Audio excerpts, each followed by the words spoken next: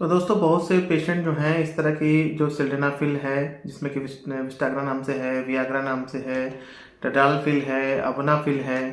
ये 100 mg अवनाफिल मेरे पास में है या फिर टडालफिल है।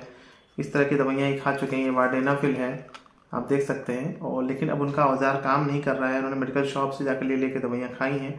मेरे पास आके बोलते हैं कि डॉक्टर साहब अब ये दवाइयाँ काम नहीं करती हैं, मेरा टाइट नहीं होता, ईडी की प्रॉब्लम हो गई है। ऐसा हम क्या करें कि हमारा औजार हमेशा मजबूत रहे और हम ज़िंदगी भर 60-70 साल सेक्स कर सकें। और ऐसी क्या गलतियां हो जाती हैं, इस बारे में बात करने वाला हूँ। नमस्कार दोस्तों, मैं हूँ डॉक्टर रवि और आप सबका स्वागत करता हूँ मेरे चैनल पे।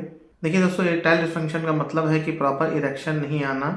आपका अगर प्रॉपर इरेक्शन नहीं आ पा रहा, लिंग टाइट नहीं हो पा रहा है सेक्स के समय, तो ये ईडी की प्रॉब्लम हो सकती है। और ये इरेक्टाइल डिस्फंक्शन जो होता है बेसिकली 4 तरह का होता है। साइकोजेनिक हो सकता है, वेस्कुलर हो सकता है, न्यूरोजेनिक हो सकता है, हार्मोनल हो सकता है। और ख़ासकर कि यंग एज में जो माने 20 साल, 25 साल, 30 साल के होते हैं बच्चे और एडल्ट्स होते हैं, तो उसमें साइकोजेनिक मतलब कि सोच की वजह से हो जाता है। यूँ कहें कि परफॉर्मेंस एंग्जाइटी हो जाती है। मतलब कि वो सेक्स करने जा रहे हैं पहली बार तो डरने लगते हैं कि अरे भाई हम सेक्स कर पाएंगे नहीं कर पाएंगे या जो भी कर पाएंगे। और ये जो दवाइयाँ हम बता रहे हैं PD5 इनहिबिटर, ये वेस्कुलर ईडी में काम करता है। मतलब जहाँ पे ब्लड वेसल्स की प्रॉब्लम होती है, ब्लड वेसल्स में, क्योंकि जो PD5 इनहिबिटर होता है ये नाइट्रिक ऑक्साइड के रिलीज को बढ़ाता है। तो नाइट्रिक ऑक्साइड, जैसे कि मैंने बहुत सारे वीडियो में बताया हुआ है, आप सब जानते भी होंगे कि ये उसमें जो ब्लड फ्लो को बढ़ाने लगता है। मतलब वहाँ पे जो ब्लड वेसल्स हैं ऐसी हैं तो उसको डायलेट कर देगा, फुला देगा। ठीक है, तो वहाँ से ब्लड ज़्यादा बढ़ने लगेगा। तो जो भी हमारा पेनिस होता है उसमें कार्पस कैवर्नोसा जो हमारा मसल होता है, जो कि मसल्स होता है, लिंग का मेन मसल होता है जिसमें कि ब्लड भर जाता है तो वो इरेक्ट हो जाता है, ये चीज़ होती है। तो इसमें ये दवाइयाँ काम करती हैं। बाकी टाइमिंग पे बहुत ज़्यादा असर नहीं करती हैं, इसके बारे में पहले बता चुका हूँ। तो अगर आपको नसों की वेस्कुलर प्रॉब्लम है, जहाँ ब्लड वेसल्स खुल नहीं पा रही हैं, तो ये दवाइयाँ काम करेंगी। लेकिन ये काम थोड़ी देर के लिए करती हैं, ऐसा नहीं है कि इससे परमानेंट इलाज हो गया। झटपट वाली जो बात होती है ना, जिसके बारे में मैंने बताया भी है कि एक अवनाफिल दवा होती है, जैसे अवनाफिल है, तो ये इसके बारे में आजकल बड़ा फेमस है कि झटपट ज़्यादा असर करती है। 100 mg की है, 200 mg तक आती है कि झटपट आप खाएंगे और 10-15 मिनट में असर आने लगेगा और 2-4 घंटे असर रहता है, तो झटपट असर करती है। तो PD5 इनहिबिटर जो सिल्डेनाफिल, टटलाफिल और जो भी है वार्डेनाफिल और अवनाफिल है, इसलिए इसका चलन बहुत ज़्यादा बढ़ गया, मार्केट में बहुत ज़्यादा मिलने लगी, क्योंकि मेडिकल शॉप पे आसानी से मिल जाती है और इंसान सोचता है कि आज मुझे सेक्स करना है लग के, तो हम इसको खा लें और हमको फटाफट हमारा असर आ जाएगा। लेकिन होता क्या है कि धीरे धीरे शरीर में इसकी आदत होने लगती है। अब कोई इंसान मान लीजिए एक बार सेक्स किया, मज़ा आया, उसको आधे घंटे मज़ा आ गया, तो फिर अगली बार चाहता है कि फिर करें भाई। इंसान की एक्सपेक्टेशन बढ़ जाती है कि भाई मैंने पिछली बार 1 घंटे किया था, आधे घंटे किया था, तो मुझे इस बार फिर दवा खानी पड़ेगी। तो वो फिर खाते हैं। मान लीजिए हफ्ते भर बाद किए तो फिर खा लिए, फिर 5 दिन बाद किए तो फिर खा लिए। क्योंकि अगर वो मान लीजिए इंसान को, मर्द को लगता है कि भाई मैंने पिछली बार आधे घंटे सेक्स किया था दवा खा के, कहीं मेरी बीवी को, गर्लफ्रेंड को पता चल गया और मैंने मान ली 5 मिनट में मेरा कुछ हो गया, झड़ गया, तो मेरा क्या होगा, मेरी शर्मिंदगी हो जाएगी, मेरी बीवी गर्लफ्रेंड क्या बोलेगी।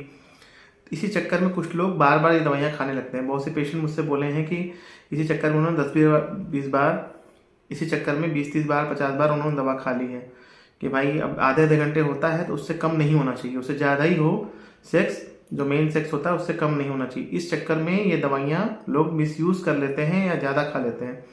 तो होता क्या है, नसें धीरे धीरे खराब होने लगती हैं, क्योंकि इन दवाइयों के साइड इफ़ेक्ट भी होते हैं।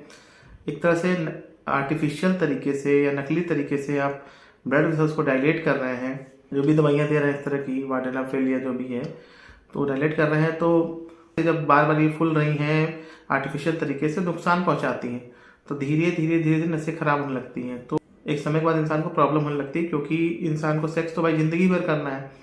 और जैसे जैसे शरीर बूढ़ा होते जाएगा, 30 साल, 50 साल, 70 साल का, तो उसका मोटापा बढ़ने लगता है। कुछ लोगों को डायबिटीज़ हो जाता है, BP की समस्या हो जाती है, या जवानी बुढ़ापा में होने लगता है तो नसें खराब वैसे ही होने लगती हैं।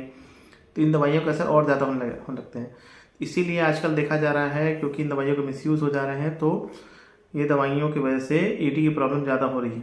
और कई बार पेशेंट मेरे यहाँ आते कंप्लेन करते हैं कि सर क्या करें, अब तो हो गया है मुझे, तुरंत हम झड़ जाते हैं, टाइट ही नहीं हो पाता है। इसका इलाज क्या है? इसका इलाज के लिए तो पहली चीज़ तो ये है कि देखिए, कुछ टेस्ट कराने पड़ते हैं। आपका टेस्टोस्टेरोन लेवल क्या है, लिपिड प्रोफाइल क्या है, ये जांचें करानी पड़ेंगी।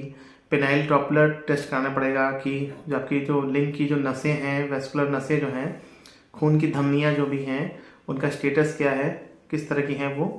ये टेस्ट आपको खुद से नहीं कराना है, मेरी राय तो रहेगी आप सेक्सोलॉजिस्ट से जाके मिलिए, वो आपका एक अच्छे सेक्सोलॉजिस्ट से आप मिलेंगे तो वो टेस्ट कराएंगे।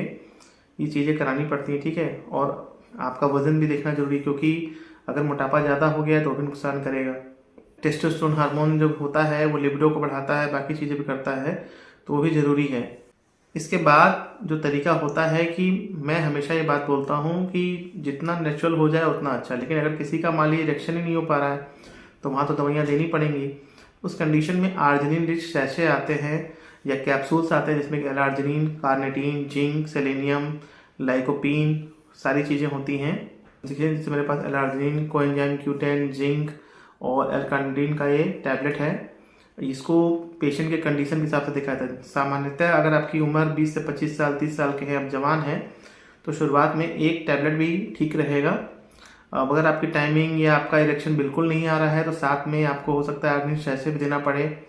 और साथ में एक और चीज़ अच्छा काम करती है कि मैं ये करता हूँ कि टडालफिल का जो शुरुआती डोज 5 mg से देना स्टार्ट कर देता हूँ, ठीक है। 5 mg से देना स्टार्ट कर देता हूँ तो क्या जो पेनिस की जो नर्व्स होती हैं या ब्लड वेसल्स होता है उसमें एक तरह सर्विस टाइप होने लगता है। पेनिस के सर्विस के लिए, नसों के सर्विस के लिए मैं 5 mg से लेकर 10 mg तक देता हूँ एक लंबे समय तक।